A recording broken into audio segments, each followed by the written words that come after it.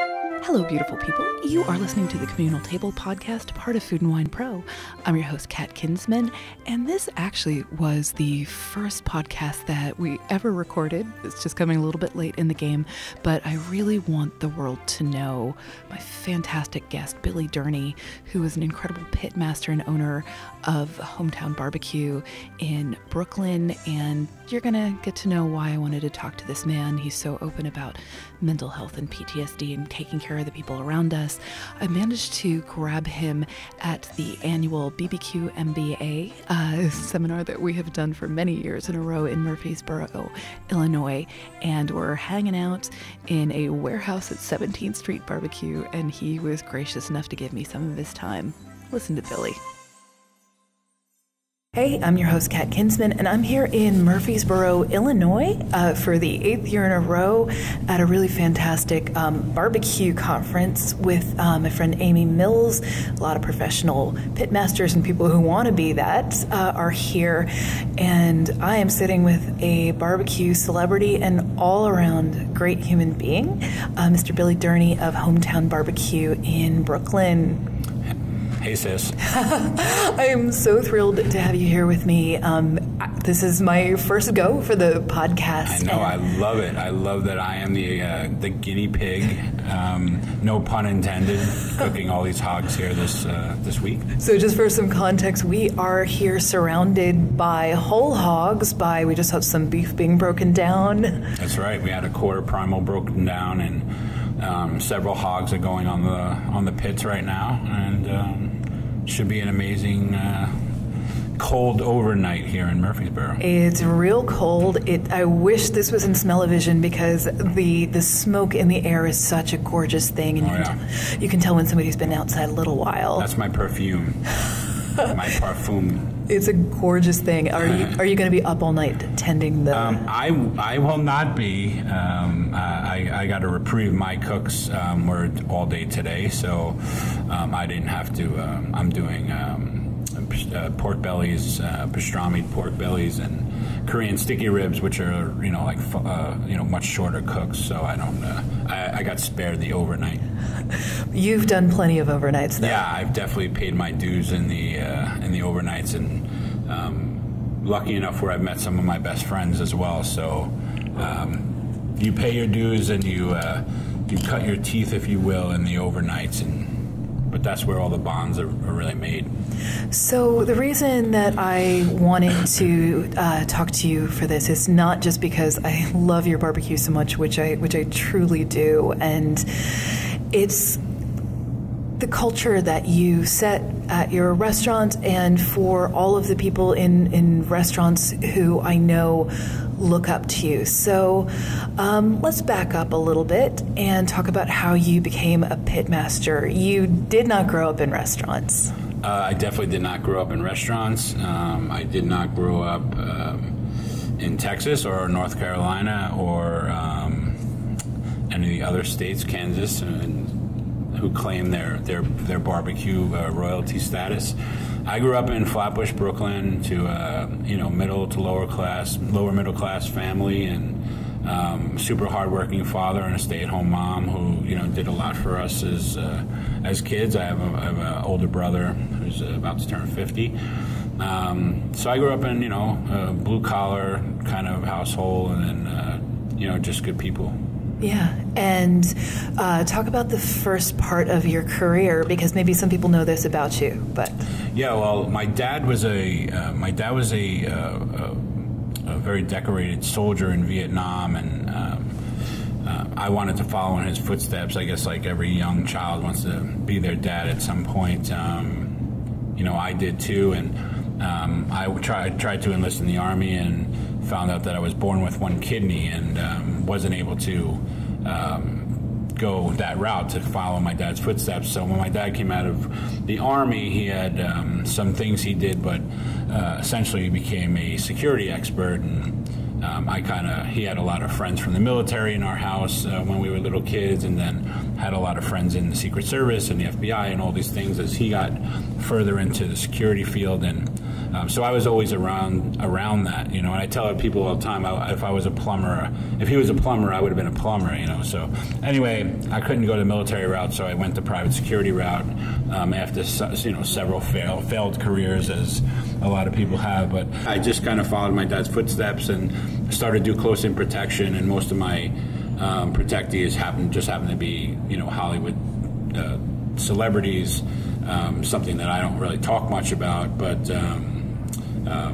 which is the whole purpose why I was probably protecting them in the first place, right? So, but I had a great career and still have a lot of those relationships to this day, and call some of them very good friends, and they come to the restaurant and support me, and you know, and I support them in their endeavors, and you know, but I just, you know, while traveling, fell in love with cooking on wood fire, and then a trip to Taylor, Texas, to Louis Miller Barbecue. Oh, that man. Yeah, Wayne Miller, who has been a brother to me, you know, through my whole process, who I met in this building, you know, probably 7 or 8 years ago. That's how I met Wayne, and Sam Jones, and all my best friends in the barbecue community now, Pat Martin. So I met them all here, and they were all mentors and still are mentors to me in so many ways, and I hope I'm a brother to them as well. But it all started here in Murfreesboro, attending, you know, this program, this whole hog program that we're here for. And I remember you coming here too, because I've done this all 8 years. Right, yeah. So it's probably either your first or second year. Yeah, I mean, amazing thing about the barbecue community is really how people hold one another up, and it's always said, especially Amy talks about, Amy Mills, who is behind all of this. Her father is Mike Mills of 17th Street Barbecue. Talks about how there's no secrets in barbecue. People who are stingy of heart are not going to make it very far in barbecue. Yeah, I mean, I gave a talk today and quoted, you know, half of my talk was quoting, you know, things I've learned from Mike as a mentor of mine. It doesn't even have to be about cooking, just being a good person, being a good man. The beauty of barbecue as a community, and I'm not, you know, and I can include everybody, competition barbecue people, all sorts of barbecue people. At the end of the day, we're all a community and a lifestyle. You know, we don't consider ourselves chefs, and we don't put ourselves, you know, we work as hard as anybody else, and, you know, tending fires for 16, 18 hours a day is no easy task. But at the end of the day, we're just a big family. We all support each other. It's probably the least competitive in nature when it comes down to just life events. You know, look at Operation BBQ Relief; they're a perfect example of. Could you explain to people what they do, because it's such a great mission? Yeah, so Operation BBQ Relief responds to any domestic tragedies and cooks for all the first responders and any families that are without food in their individual territories. So if there's a hurricane, or if there is a tornado, if there's a flood, or if there's any tragedies or disasters, they respond to them, like we have had in California and Houston and all, you know, all over the country. You know, there are millions and millions of meals served to those in need. And Stan Hayes and Will Cleaver, the guys who created that foundation, Operation BBQ Relief, they were nominated last year as a CNN hero, and you know, they really do really amazing work for our and put us in such a beautiful light in the barbecue community. Yeah, I remember them coming into Joplin when right. I think I don't remember if that's a hurricane, a tornado. I feel like a tornado. Mm-hmm. Yeah, and them just swooping in there. You were on the road doing.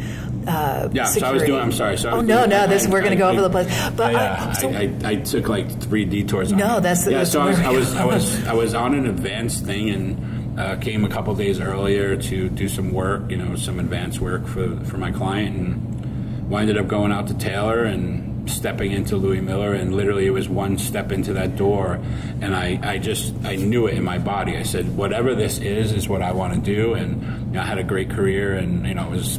How old were you at the time? This was less than 10 years ago. Okay. It's probably around 10 years ago, and that was it. It was over. I came back from that trip, and I was just mesmerized. And my now wife, who was my girlfriend at the time, I was like, I think I'm gonna try to make barbecue for a living. Did she think you were crazy? Well, I had been a hobbyist, but not even something I spoke about. And but nah, she's always kind of been go for it. Kind of, she knows I'm a gambler, and I take a little too many risks sometimes. But sometimes you just gotta jump off a cliff without a parachute, and you land soft somehow. So that's how you fly. Yeah, that's how you fly, right? So I was very blessed. In the fact that the restaurant business, as you know, is extremely difficult, competitive, and being in New York City to have a restaurant that thrives is very difficult. And so I'm super proud that we kind of right off the bat really had a core group of men and women who just really bought into the family aspect and the community aspect of what we were doing at Hometown. And most of the people, including Mike Conlon, who's my head cook now, are still here with me. Many have gone, but for the most part, we have our core group of people that started Hometown are still there almost 6 years later. So that's quite a difference from when you're traveling on the road. I know this from I travel a fair amount for work, and it can be really isolating. Even if you're there for work, there comes a moment when you're in your hotel room or your whatever, and you're away from your support system back at home. What was that like, traveling and being on the road with all of this? Prior to cooking and now being on the road a lot, that was one of the main reasons I wanted to leave. I had at the time my daughter was 5 years old. She's now there it is. She's going to be 15. Wow. So there it is. 10 years now that I started this journey. And when you're away from I had already been divorced once.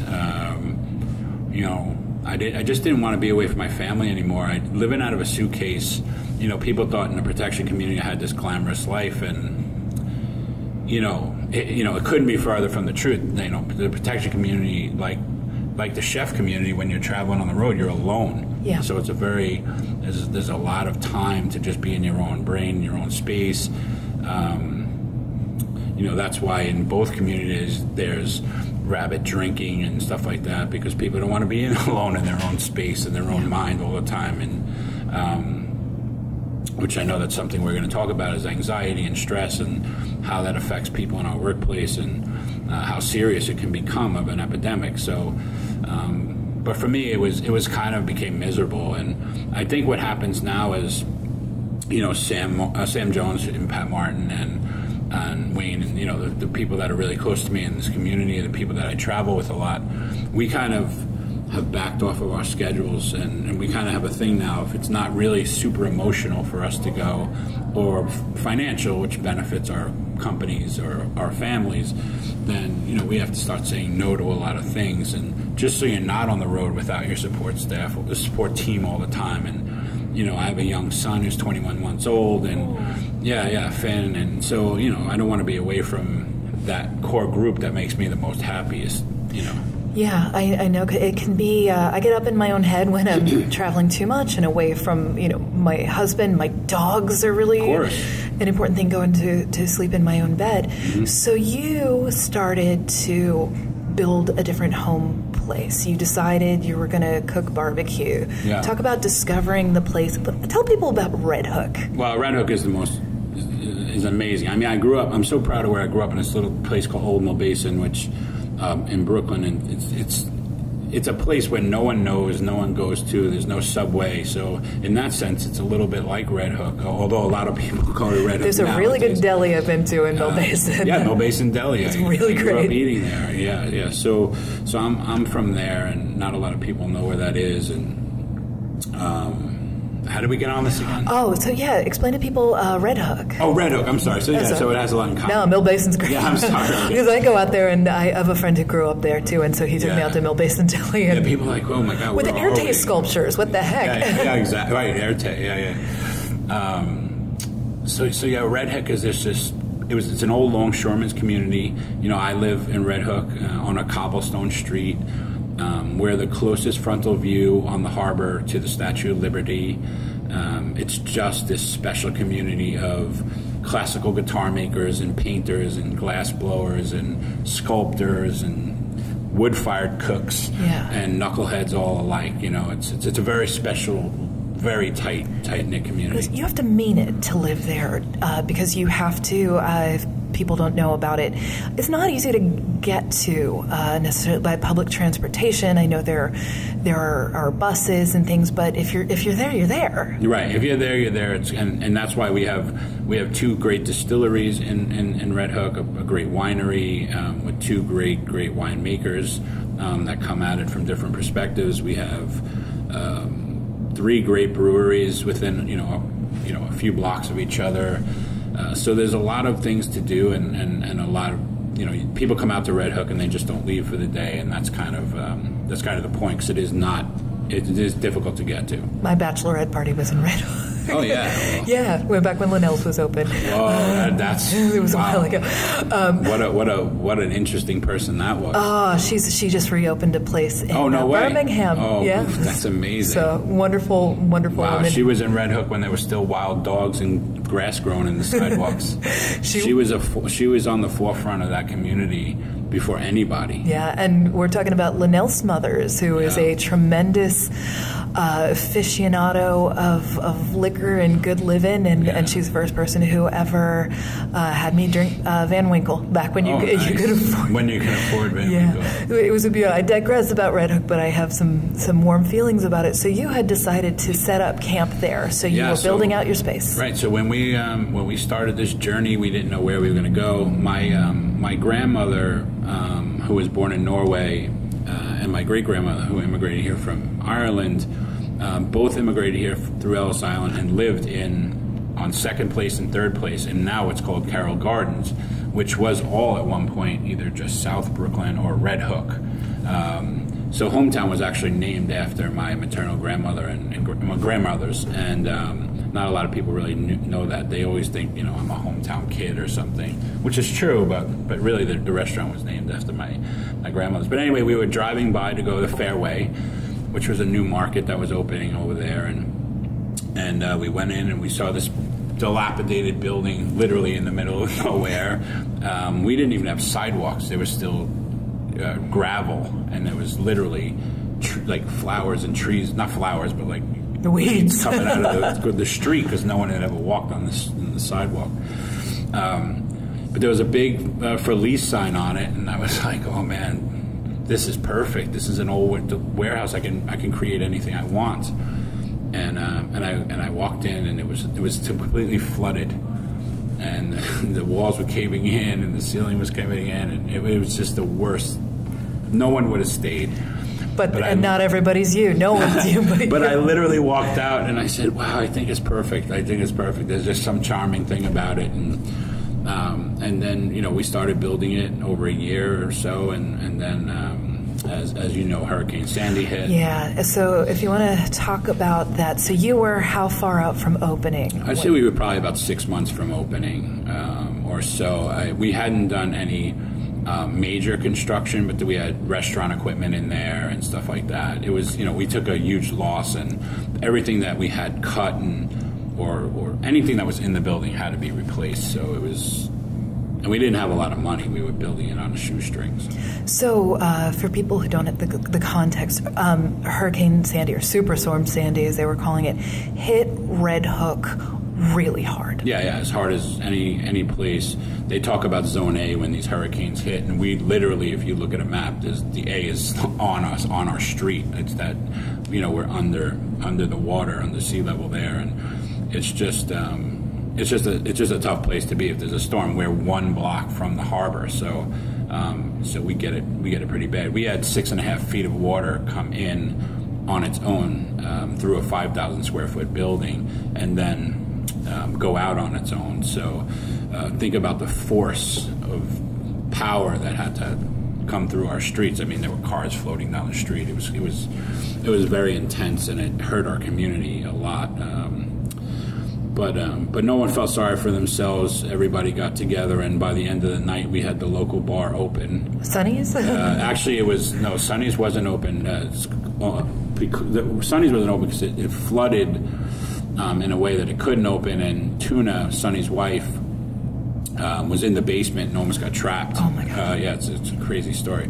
But we the other bar in our community, which we called the Town Hall for many years, or at least I did, it's called the Bait and Tackle, and won multiple best dive bar in New York City. We are very proud of our dive bar. But it was just a great place where you went and you see everybody was a local and great musicians, and it was just the vibe kind of place. And it was, Sonny's is, maybe the greatest bar on earth, but Bait and Tackle was definitely the heartbeat of that community at the time, because it was just like an FU to Sandy. People in our community just didn't want to deal with the fact that this could happen, and it had never happened in the history of the area. But anyway, we dug out Barry O'Mara, the owner of that place, and candlelit the place and put beer on ice and told stories, and people cried and laughed and hung out, and we were back to business the next day. Not physically in business, but no one was feeling sorry for themselves. We knew we had a job to do. We weren't getting any city, state, or federal funding or any help, really. So we just helped each other. And it's that type of community. You got out on this street, because I think I had met you not hugely long before that, but like within a year or two before that. And the next thing I heard about you was that you had taken a smoker out onto the streets of Red Hook and you were feeding people. Yeah. So you hadn't, before this, had you worked in restaurants and hospitality? No, not at all. I was in the private security sector for a long time, and I never had I think a friend of mine was running a place, I can't remember, like a Southern-style place, I can't remember the name of it. And I said, hey, can I get a couple shifts so I know what it is to work in a kitchen? And I walked in the first day and they had me poaching eggs all day, and I was like, I never poached an egg before in my life, but yeah, by the end of the day I was poaching beautiful eggs, But no, I had never had any real experience there. But I was, of course, by that time the restaurant was being built, so I had confidence in my skills as far as cooking went. But what I didn't know at the time was, with the success Hometown has, we feed thousands of people a week, and to cook for 4,000 or 5,000 people a week is something that I had never done and had no skills about. Maybe cooking for 200 I could do, but so the fact that I was now, spending my time and healing in my own way by cooking for the community, because we had no power for 16 days. Yeah. So if the people listening, that was the whole gist of me cooking. The fact was that no one had any kind of power in our community, so therefore they didn't have really a place to eat, and the whole community was affected. So there were no takeout, delivery, no bodega, nothing. So we didn't even have our refrigerator. We had to buy refrigeration. These reach-in fridges was stuffed with, I think in the Yeti film I say 3,000 pounds of meat, but it probably was more like 15,000 pounds. Yeah. There's a lot of meat we cooked. But anyway, we stayed out there for, like 16 days and fed the community and bonded with the community, and, that was it. It's just the type of community, no one feels sorry for themselves. They just pick up their bootstraps, blue collar, hardworking. But even with that, where nobody's feeling sorry for themselves, there's an emotional impact that comes with that.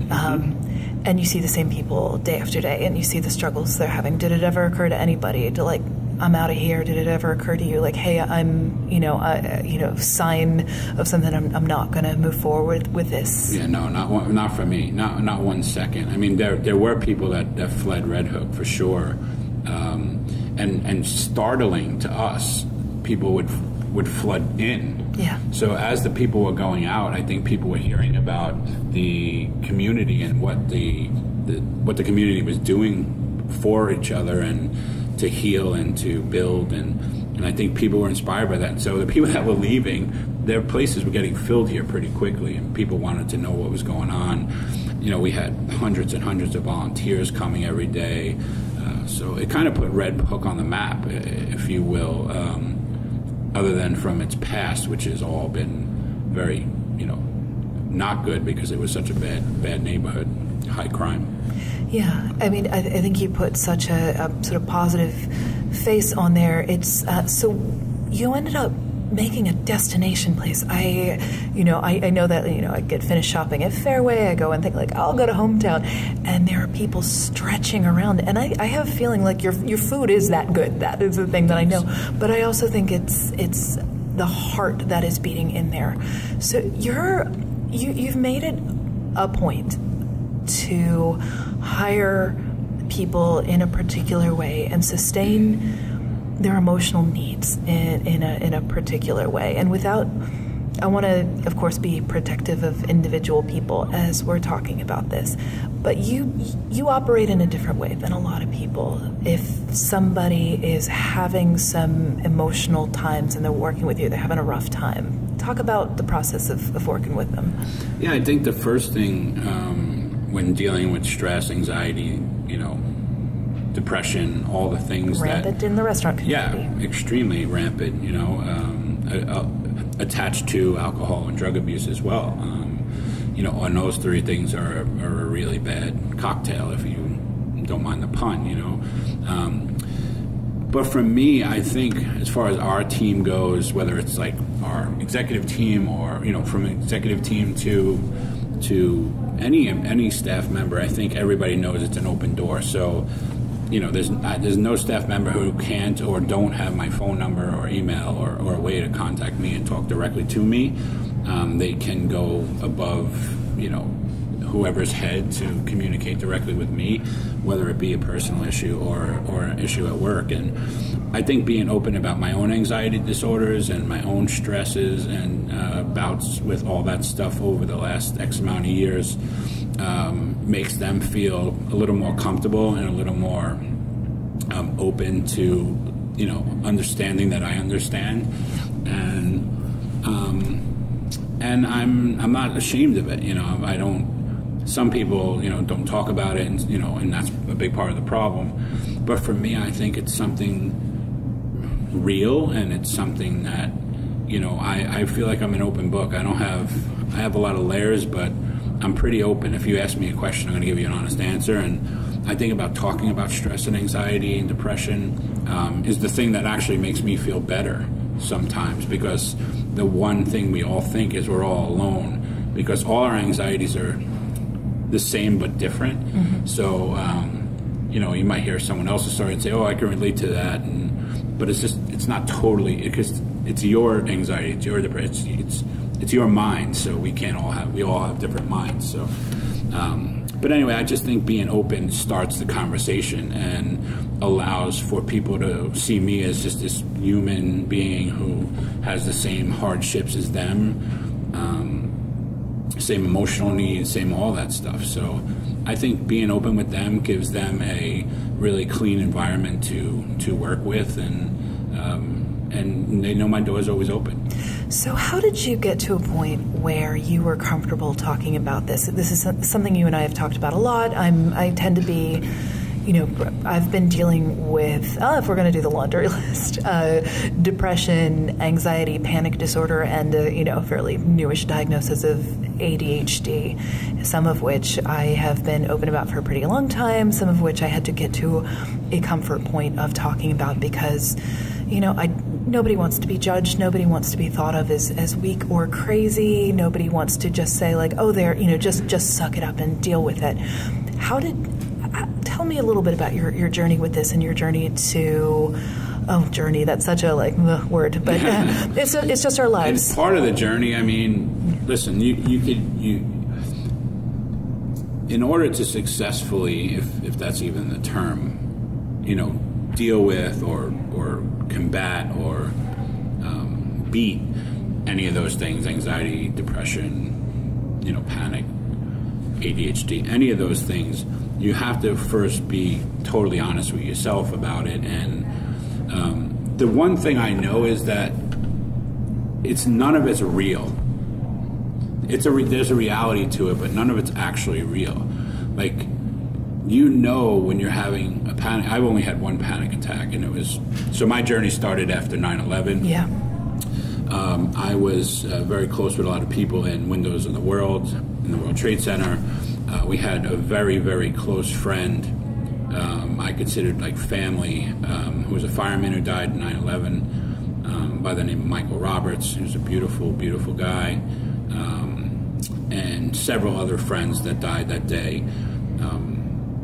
And my brother was in law enforcement, had a pretty devious job amongst that whole site after the aftermath, which was pretty grim, knowing that he had to be involved in what he was doing,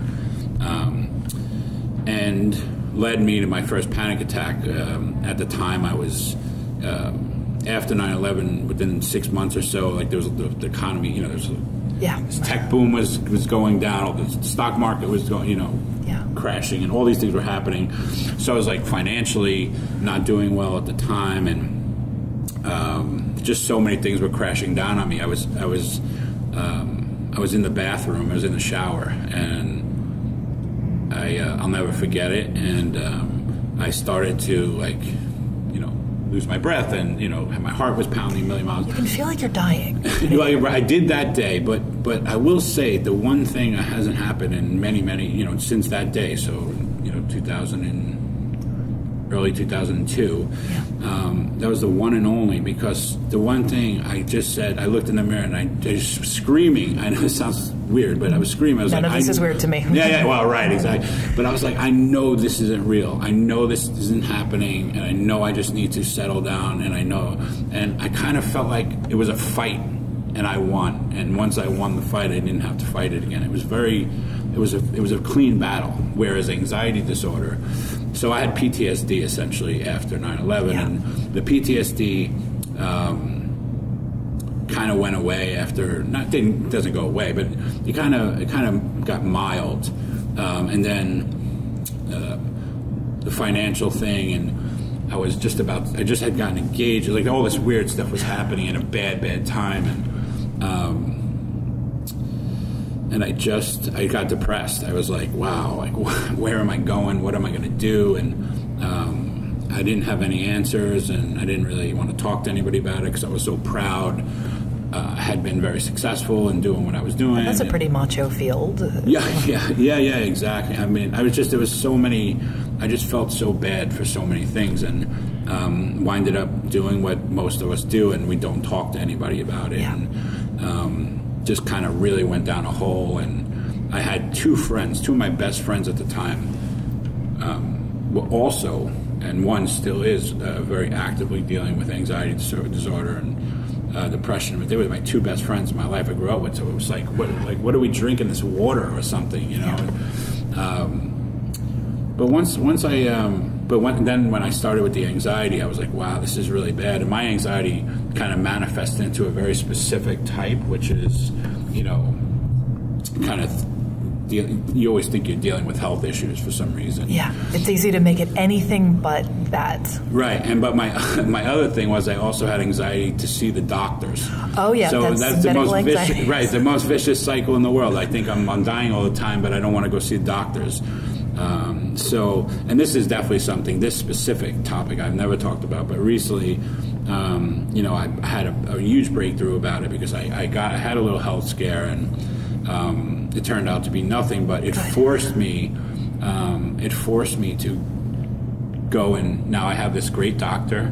Like I have a doctor, you know, in 46 years I'd never had a primary care doctor. Yeah. You know, think about how ridiculous that anxiety is. You have anxiety about being sick, but you have a worse anxiety about seeing the doctor. It's more. It is more common than you would ever imagine, because you're afraid they'll shame you. Yeah, or just what the results are. Do I want to know that I have high, you know, this or high that, or I'm this deficiency, or I'm dying, or you know. So all these things, and people. This is what I'm saying. This is my anxiety. This is my thing. Wait, let's get your microphone. Let's see, let's tighten. It doesn't. Okay. Sorry, if you want to sort of go back and say that your anxiety is. Yeah, so my anxiety is mine. You know, it's specific to me. So all this manifesting, and then this little health scare. Yeah, I talked to a friend of mine who is a neurosurgeon at NYU, and I said, man, I'm kind of hat in hand here and at your mercy, and you know, I need to get in a direction, and I want to be healthy, and so on and so forth. And And he's like, hey man, I got this great gal, go check her out and, you know, see how you feel. And if you're really serious, then she'll be serious and she'll hold you accountable. And I went. My biggest fear in my whole life was getting the results of all these tests about hearts and lungs and, you know, your cholesterol and this and that and the other thing. And, you know, 98% of it came back perfect. Like, oh, good. Yeah, so glad to hear that. Right, yeah. And so was I. But, you know, does that mean my anxiety is over because these tests came back in my favor? No, like I'm checking my breathing an hour ago, you know, so it's still like these tics that you have. Yeah, I would say I never say cured, I never say fix, I would say manage, because sometimes I'm in the driver's seat and sometimes I'm in the passenger seat, and what changes is in the ratio is how much control I have when, and the thing I've learned is not to beat myself up about it, and that's been the biggest change. Yeah, for me, I'm excited for a couple of reasons. You know, I'm really addressing health now, and I'm talking to other cooks that have really been on the forefront, like Matt Jennings, and he's extraordinary. Yeah, so Matt, you know, every time I'm like having an issue or I'm like, he's coming on the podcast. Oh, he should. Yeah, I mean, he has a lot to say, and it's all wisdom for sure. I mean, but Matt's been like an example to the guys who have been, you know, getting bigger and you know, trying to take health serious. I don't want to mention any names, but there are other chefs that he's and dear friends of his that he's working with and on this exact issue. So health is contagious. Good health is contagious. Exactly, and I think you know I've lost almost 50 pounds now. Congratulations. Yeah, and thank you. And I have still things. I'm still a work in progress. I'll always be a work in progress. Yeah, Baby, we are. But the one thing to get to, I think the back to the question was, I think that just being super honest with people puts you in a really powerful place sometimes, because you're not hiding from anything, or you're not like, I want to be able to, for someone to call me and say, hey man, I'm feeling this way, what do you do? Or I just want to tell you I'm feeling this way. And I think what calms me down when I get anxious now, or I'm having a bad day, is just knowing that I could talk myself down from it, because I've dealt with it for so long. And so I've set up my own boundaries and my own rationales to kind of relax myself. I also meditate, which is really been helpful for me. I practice TM, Transcendental Meditation. It's very well known. How did you learn? How did you get started with that? Well, oddly enough, the film that you saw about me today, the guy who started and ended it, that guy, Danny Quigley, him and his now wife, Martine, were going. They said, oh, we heard about this thing. This was many years ago. And they were like, oh, we heard about this thing called TM, and we're going to go do it. And I'm like, yo, you guys are hippies, like, that's crazy. I would never, ever, like, even consider that. I remember my dad tried to teach me when I was an, anxious kid, and him trying to teach me sort of growing up. And I was thinking, isn't that the people in, like, the flowy clothes? And right, yeah. The beauty of, so anyway, Dan went and did this. It's like a program. You have to go, and you have, like, an orientation. Then you go for, like, 3 days of doing this and learning about what TM is and how it's practiced, and he came back and he was like, wow, it's really great, and he's being a hippie and all that. And then the truth is, I was having so much anxiety that I just said, well, it can't hurt me. Literally, that was it. I was like, it can't hurt me. So I went and downtown and in the Wall Street area, they have like one of their main places, and I went in. And I just said, hey, I want to learn, I want to practice TM, and they were like, they had a chat with me, and I spoke to them about, the things I was dealing with, and, people meditate for all sorts of reasons. But I had many of the boxes checked off, I'm sure, for them that day, and that was it. Walking into that place definitely has helped me for sure. It's a 2-day, it's 2 times a day, 20 minutes a day, plus 2 minutes to like kind of rest after the meditations. And but for me, that alone time and that the beauty of TM is that it's not a focused meditation. And I'm not by no means a TM instructor, so I don't want to get too deep into any of this, but what I love about TM compared to other meditations is people with anxiety and depression, we don't really want to focus. I've had problem with other forms of sort of meditation and yoga, so because my head gets empty and then the bad thoughts creep in. Right. So what happens in TM is, and again, I'll cut this part short because I'm not teaching it by any means, but is you're accepting them and just letting it be is part of releasing them. Yeah. And I really dug that concept, and to this day I do. And it's quite honestly, it's very hard to keep up with that. You think, oh, I can do what are you talking about, 20 minutes a day? I can get 2 breaks for 20 minutes a day and just relax. But you'll see, you find excuses like your body and your mind is always trying to trick you out of what's great for you.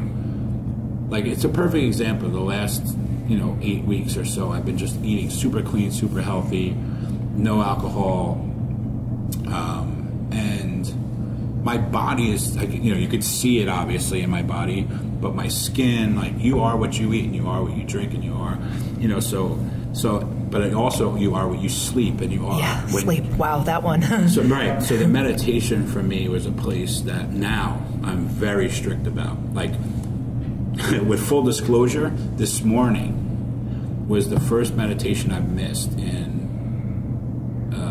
probably the last 34 or almost 40 days, which for meditation, people who do practice TM will understand it. You don't ever want to miss it, but you do. You miss it, Especially if you travel. We have a busy life, our lifestyle. But now I make it a point. So I'm gonna get 2 in today somehow. Yeah. I think this is the perfect room. Once we're done, I'm probably gonna. Yeah, I'll leave you alone in this room. By the way, for context, we have stolen into an empty room where we had to find the light switch. That's kind of dope. It's kind of like we were off in a corn maze or something, and we found Oz. Quietness amongst the smoke. Exactly. So let's talk for a second about how there's a culture in restaurants, especially. I know you didn't come from restaurants, but you've become undoubtedly a restaurateur and someone who is greatly admired and scrutinized because you've been so successful and you hire a lot of people. There is a streak of masochism that has for decades and decades been lauded. It's become part of this culture that now people, especially in the wake of Anthony Bourdain's suicide, has been sort of coming under a little more scrutiny. But where it's almost fetishized, this masochism of, oh, you work 20 hours, I can work 21, 22. How long's it been since you slept? I haven't seen, the outside world in how long? And everybody goes as hard as they can, and you're rewarded for it. And that's killing people. How do you break people out of that mindset and teach them that it is a good thing to take care of themselves? Well, I think more people have to talk about it, and more people have to. It's always awareness, right? I mean, if and we need to, as cooks, we need to be able to call each other out as well. Like, I don't really tolerate that kind of. I don't put that in my circle. Like, people, I think attitudes can change. I tell this to my team all the time. Our attitudes are contagious. Is yours, because you could be contagious in a bad way or contagious in a really good way. And I think that, if we have a positive attitude, we have an open dialogue with these people, and you don't have the whole macho bullshit. We're all just people. We all have the same problems. We all have the same effects. Whether it was, the very wealthy or very privileged that I looked after, or, in protection, or the guy who's, sweeping the floors. Every one of us are just human. We have the same exact wants for better for our life, for our children's life, for our animals. No one's different here. It's just like, the rich guy can have a little more of this or a little more of that. But we all feel, we are emotional. We all have these problems, and I think that chefs now are stepping back. I mean, both, like I said, in the health aspect, the physicality of being overweight, because then overweight, then alcohol, and then stress, and then it's over, and that's what's happening. And so one of those things is going to get you. So, I think I think just talking to each other about it and really being open and having a dialogue and just saying, hey man, you're not competing against anything. Yeah. You know, what are you doing? Like, you 21 hours a day and all that. Listen, we all work hard, but when it's at your own demise, who is it serving? It's just going to hurt so many other people, you know? Yeah, I've seen too damn many people die. Yeah. You know, I didn't grow up, and I wasn't, obviously, as we spoke about, part of the restaurant community or the food service establishment community. You know, wine people, liquor people, writers, authors. We're all in the same community, the same industries. You know, and I mean, I think we're always at the same events, and we're like, people see each other. Like if we can just be a little more compassionate, and if we could just be a little more easy on each other, like the competitive nature of Michelin stars and awards, and you know, chasing excellence is something that I think we try to do at Hometown in a humble barbecue restaurant. And I get that as a cook, you always want to, because your people are spending their hard dollars in your building and coming a long way to eat your food and are excited when they get there, so you want to give them the best experience. But it can't be at your own or your family's expense, and you have to look yourself in a mirror, man or woman, and say, you know, I need to give myself a break. I need to take a day off. I need to take 2 days off. You know, that's another problem, you know. Overworked, overworked, underpaid, overstressed is not a good recipe, and that's the recipe of a chef's life. And how does that change? How do we get to a place where that is not the norm? I'm certainly not no expert, but you know, for me, I think I'm a broken record here, but I think it's just awareness. I think the more people like you are out there, spreading the gospel of, you're not alone, and give yourself a break, and it just needs more of an audience and someone to talk about it. And it's never been something that anyone talked about, because it was. I can tell you that. Yeah, exactly, and we're all responsible now. And after Anthony Bourdain died, I think that we're at a time where that death, as unbelievably tragic as it was, will probably inevitably save someone's life, because there are people talking about it because of that sacrifice. And I don't know if that might be a terrible word, sacrifice, but no one knows how to talk about it. I don't know. Yeah. I'm not uncomfortable talking about it, because I think at the end of what my message is that someone taking that extreme measure will ultimately, I really truly believe, save lives, and help those who didn't want to ask for help, because I don't know, that's a resort that I can't even fathom in my mind, so. Yeah, I trained as a crisis counselor, as I was building up, talking more and more about mental health. And a thing that we were taught is, everybody write this number down, 741. 741 is crisis text line. It is manned by trained volunteers. It's 24/7. It's free. It's anonymous. You can text, and someone on the other end is there to help you. So you have to go through all this training for it. The thing that they taught us to do was to always ask if people are thinking of hurting themselves. And there's an escalation technique for it. It's a horrible conversation to have. Are you thinking of hurting yourself? Are you thinking of killing yourself? And there are a certain amount of questions you have to ask.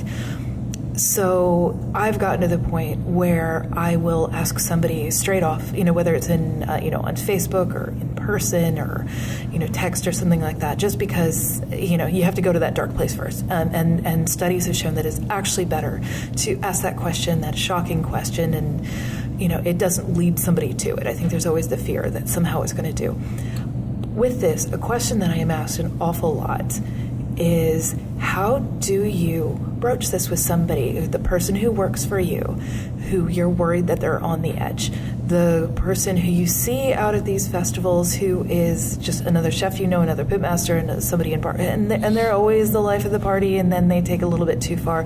How do you have that conversation with either someone who reports to you or somebody who's a peer? How do you do that? I think it's two totally different things. I mean, internally within the employee ranks, we're very open. Our staff is very open about discussions of that, and if we see that, we talk to people all the time, and we've sat people down for days with pay, not even addressing the why, but just sat them down, because there are certain people that don't want to look into the mirror and don't want to. They're not there yet. They're not ready for that yet. So it's very delicate. I don't know that I necessarily even talk about it directly at first, but sitting someone down and saying, "Hey, man, just go get a couple of days and chill out and do whatever you want to do, and come back on Thursday and we'll start all over again." Let them know they still have a job. Yeah.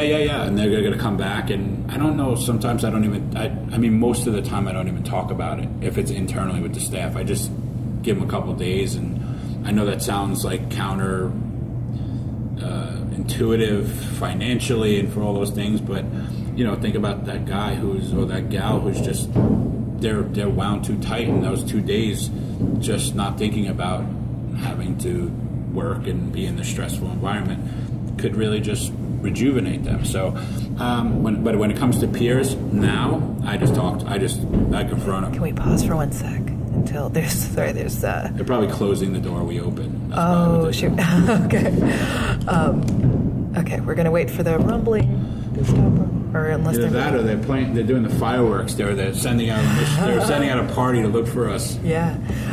But yeah, we're getting to the end too. But just so when that it's peers, I don't hesitate anymore.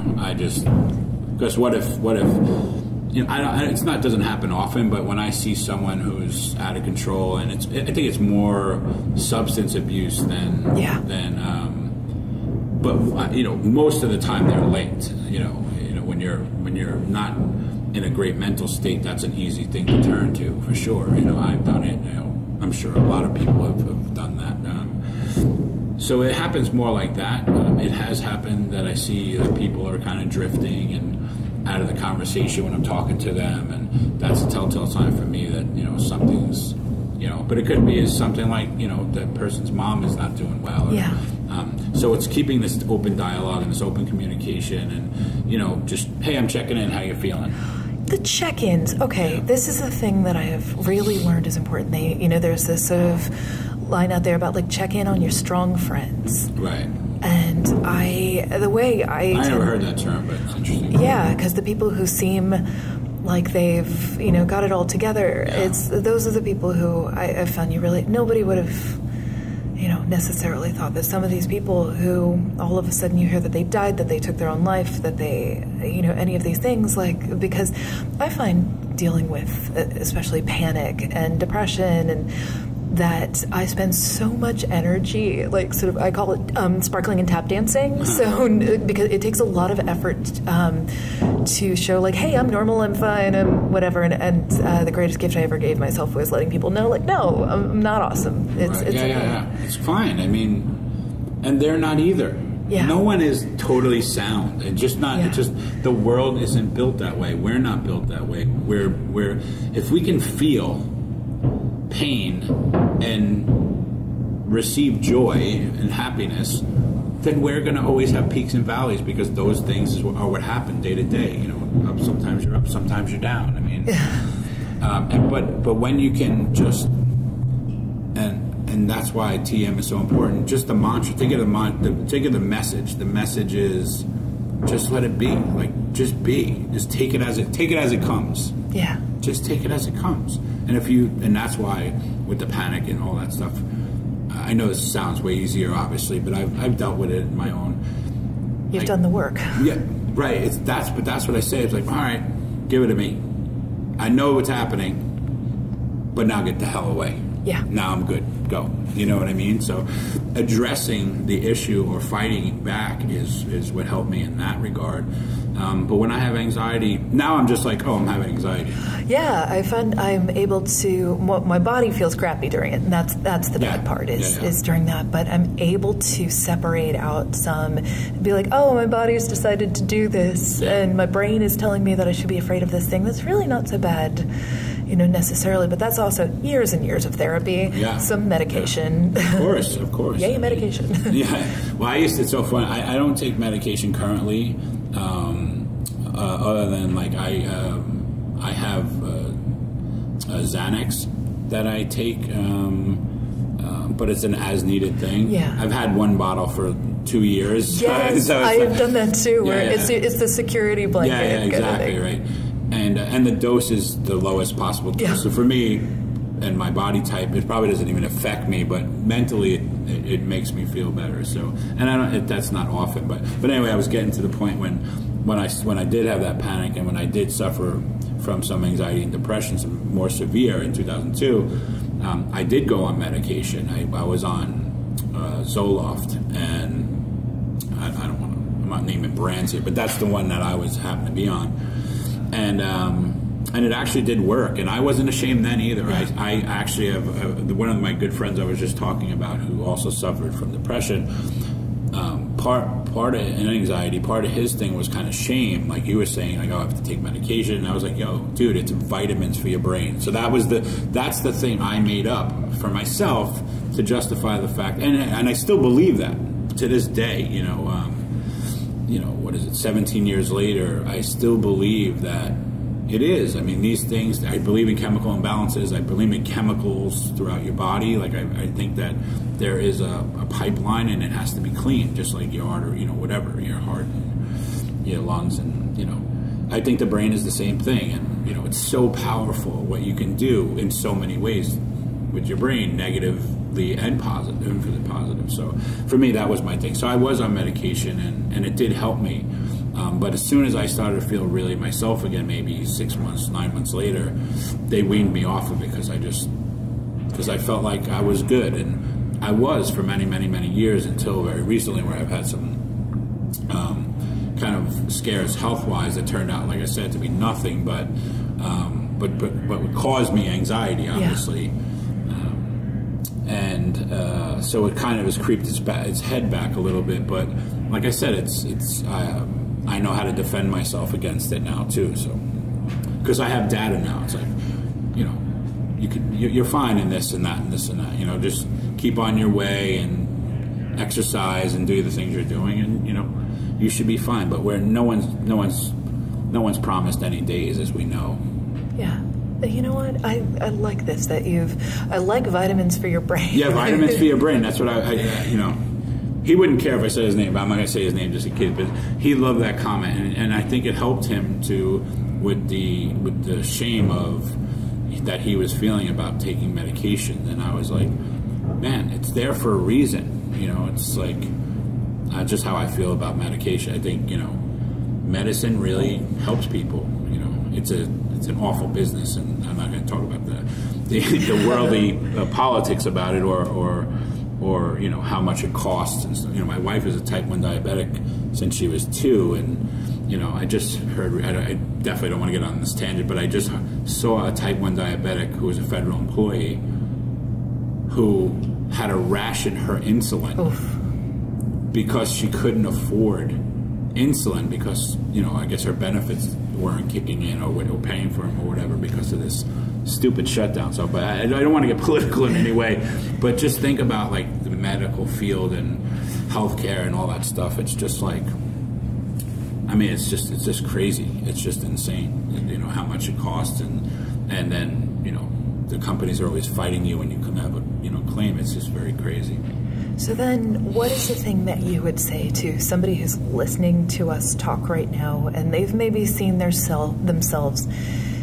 I'm going to say that again because I phrased it. But what would you say to somebody who's listening to us now, who maybe sees themselves in some of what we're talking about, and the wheels are turning, and they want to know where to start? restaurant worker, or, somebody who maybe just wants to take that first step to taking care of themselves, what would you say to them? I would just say the first thing is talk to the person you trust the most, and just let them know that, you have something to say, and you just need, you don't need advice.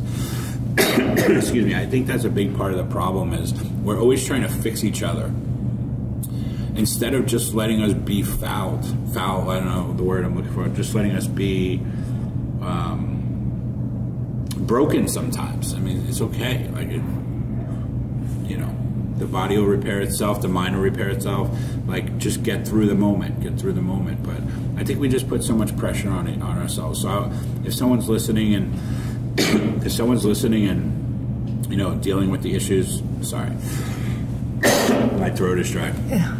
I should have brought water. This is I don't think we were going to. My rookie mistake. No.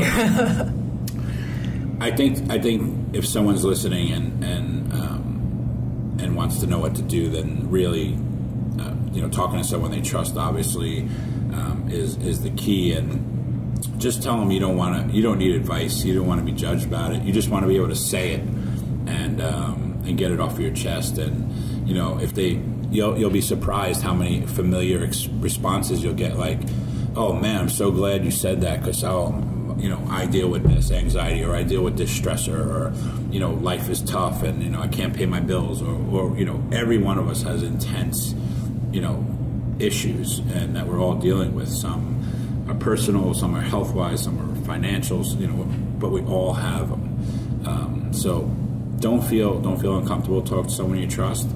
And I think us talking to leaders in kitchens, general managers,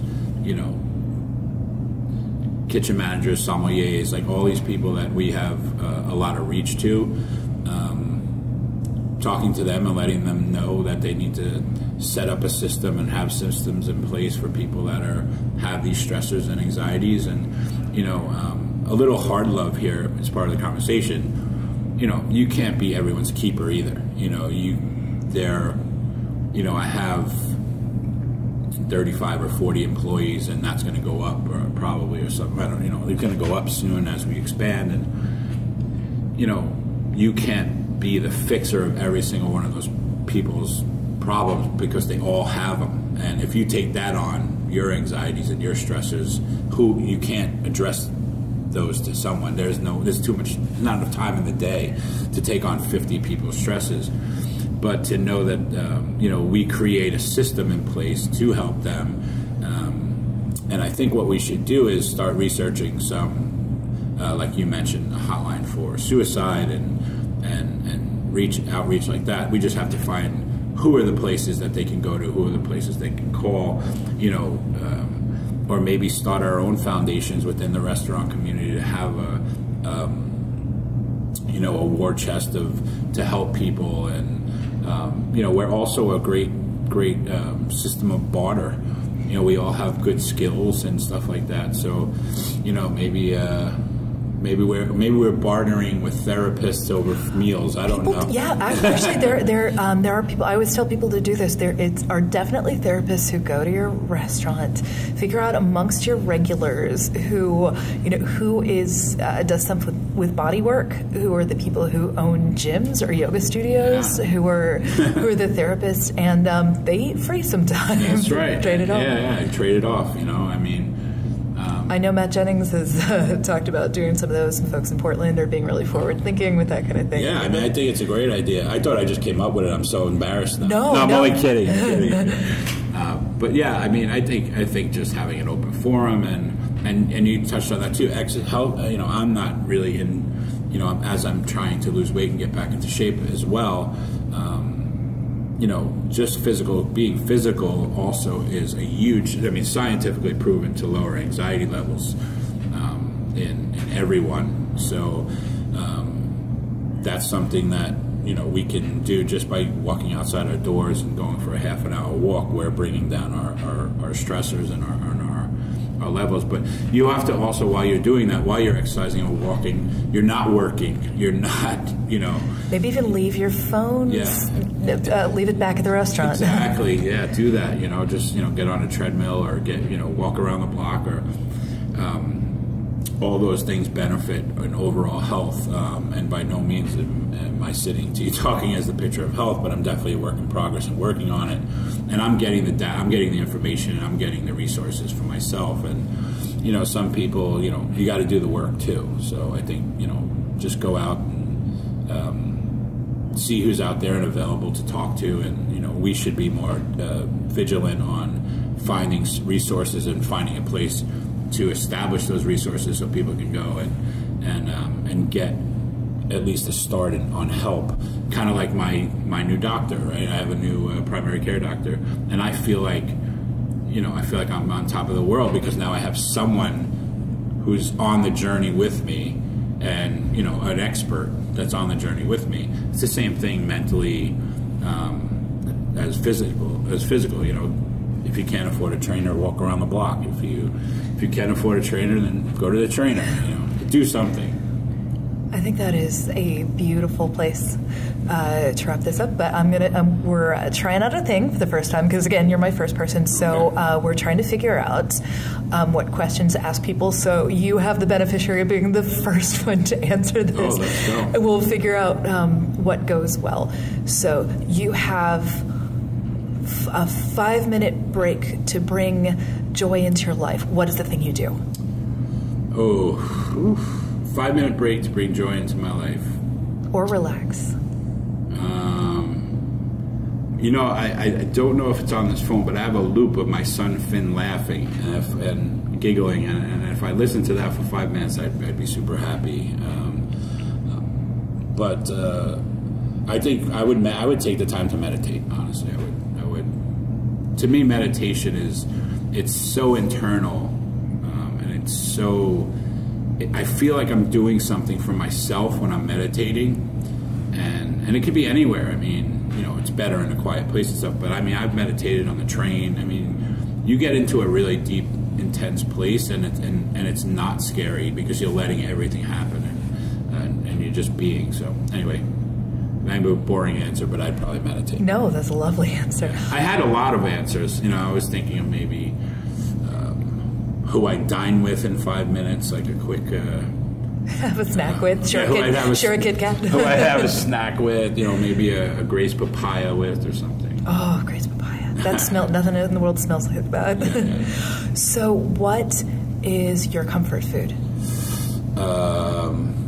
Pizza. From anywhere in particular? I mean, Lucali, that's my best bud. Lucali is probably DeFara is my favorite pizza that ever lived.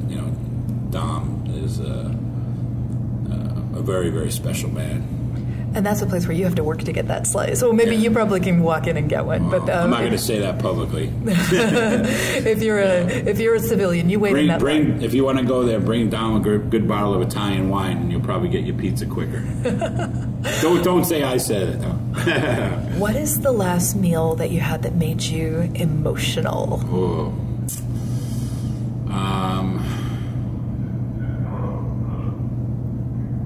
Wow, I've had quite a few really good meals recently that made me feel really emotional.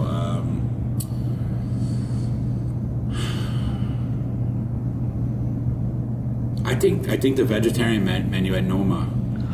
Yeah, I know. That sounds so bougie. No, I could have said so many other things. No, talk me through it. Like Charles pan fried chicken. Like that made me emotional too. But I cried. I've only been to Noma once, and I got the pleasure of going there with Francis Lamb, and I believe we both wept at the table. Great guy, yeah. Well, first of all, Noma is such a special experience in so many ways, and but Renee, so I was at Noma with Sam Jones. So this is the crew I was at Noma with. So let me just announce this. I was with Sam Jones, Wayne Mueller from Louis Miller BBQ in Taylor, Texas, which is the place that changed my life walking into. Pat Martin from Martin's BBQ in Nashville. And then these guys from Sweden who have this place called Holy Smoke Barbecue in Sweden, who is where I teach the last several years, in this gorgeous, gorgeous little town in Sweden. And so we're all meat carnivores, barbecue guys, and we're all, except for Sam, pretty big men. And Renee, the owner and head chef at Noma, came to the table and he said, you know, we've had presidents and celebrities and all these people eat at this restaurant, but this is probably the most nervous I've ever been at a table. And I said, we all looked at him like, what are you talking about? We're just a bunch of knuckleheads that drink cold beer by the fire and, you know, make barbecue. And he's like, well, I'm going to feed my vegetarian menu to a few of the best barbecue cooks in the country, in America. And we just thought it was the funniest, most humble thing for this guy who's obviously accomplished so much and deservingly so has gotten so many accolades, in my opinion. But he was going to serve us a vegetarian menu, and he did. He served us a full vegetarian menu, and also some of the best natural biodynamic wine I ever drank. But I think Copenhagen and that part of the world, I mean, this is we can get into an whole another 2-hour conversation here. Matt Orlando, as well at a Moss, is another meal that really freaked me out. It freaked me out. I think Matt is just on another planet. I mean, but those guys, as insanely talented as they are, my experience with them, Matt way more. I know Matt very well, and just had met Renee that one time. Is they're so genuinely kind and giving, and I think that is what also makes the meals. Like, people come to Hometown so much sometimes and like, wow, well, the food was really great, but just the feeling when you're here, and those are like my favorite compliments. And I just felt so taken care of, you know. And it's not because there's a big staff, and it's not because that. It just, everything is has so much impact because there's so much. It's so thoughtful. And so those guys in Copenhagen, there's so many great meals in America as well, but those are the two meals that recently really rocked me. Oh. Yeah. So who's your favorite living musician, and what would you cook for them? Whoa, this one's tough. It's tough because I often get asked the question, I don't want to change your questions here, Kat, but I won't change it, but I often get asked the question, who are the 3 musicians that you'd most want to sit down for dinner with, alive or dead? And I always have a pretty quick answer to that one, because most of them have passed on, obviously, because maybe I can have an opportunity to meet someone who's alive. You know, barbecue goes a long way. Yeah. You know, my good friend Dave Grohl from the Foo Fighters is a massive barbecue enthusiast, so now you know how to get through to his heart. So one person who's alive to have a meal with. You cook for them. Oh, I cook for You're them. cooking for this person. Man, this is so intense. I know. God.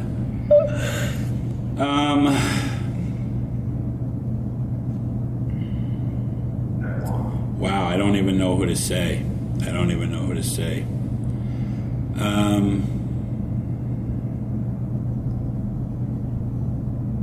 Man, I don't know. This is such a great question. Is there another question? Can we skip a question? We can come back to this one, because now I definitely want your answer. Oh, for live or dead? Yeah. Who would I like to have dinner with? Oh, no, the next question. Oh. And then we're going to go back to that question, because I know you have a great answer in there. What is the last non-restaurant meal that somebody cooked for you? People are afraid to cook for chefs. Yes. What is the last time, like going over to somebody's house and having them cook for you? You know, it's so funny when I go to people's houses. They get a little weird about cooking. I like the folks who just make simple stuff like a roast or a stew. Or my last meal though.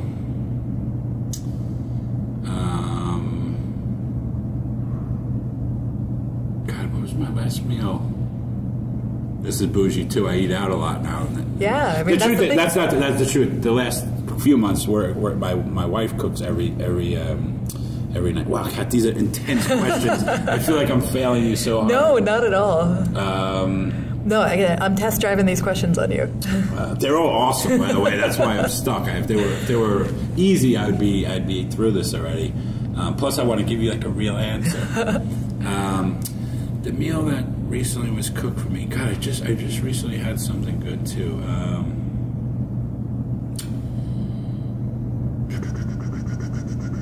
Man, I don't remember. I can't believe it. Okay, so with the music, we'll go back to the music one. It was during it was right before the holidays. I just can't remember what the meal was for some reason. Oh, that's all right. It's nice to be cooked for. Yeah, it doesn't happen that often. Okay, so my wife always cooks for me, so I mean, she makes some cool stuff.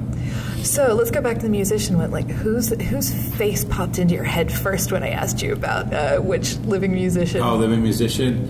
Well, who always pops into my head is not living. It's Miles Davis and Sinatra. And I don't want to name something Well, this basically what I'm trying to do is bait this into existence. So when they hear you say this, right. Well, I feel like if I say this, there is a name that popped into me.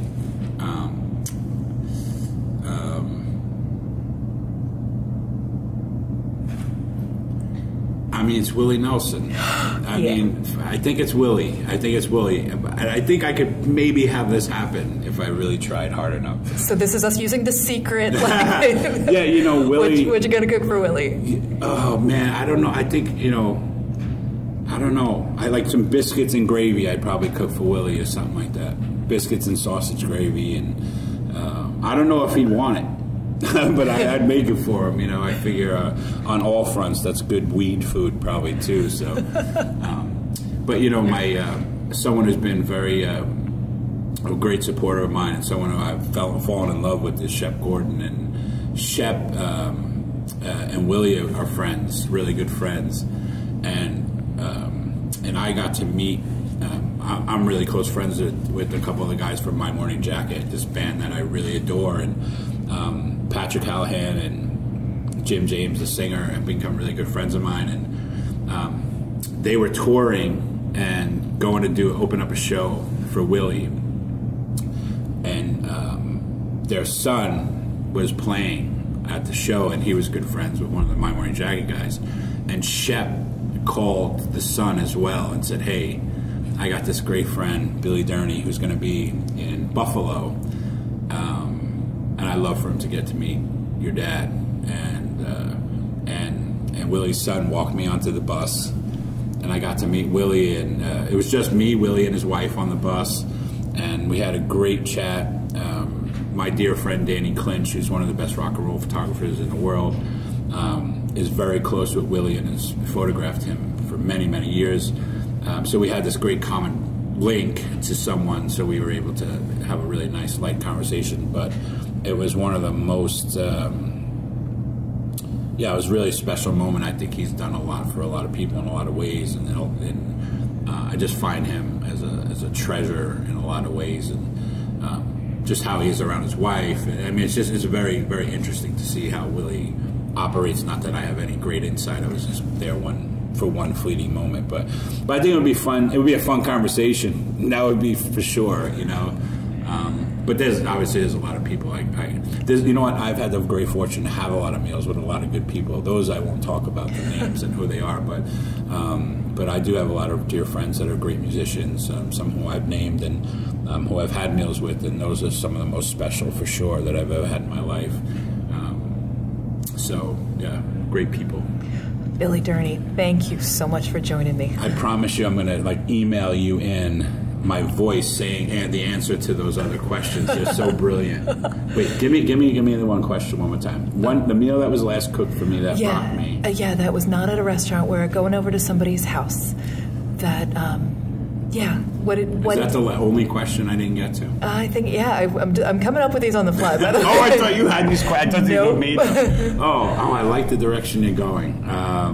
Okay, I'm still going to skip it. Thank you, Billy. Thanks, buddy. Thanks, Kat. That was awesome.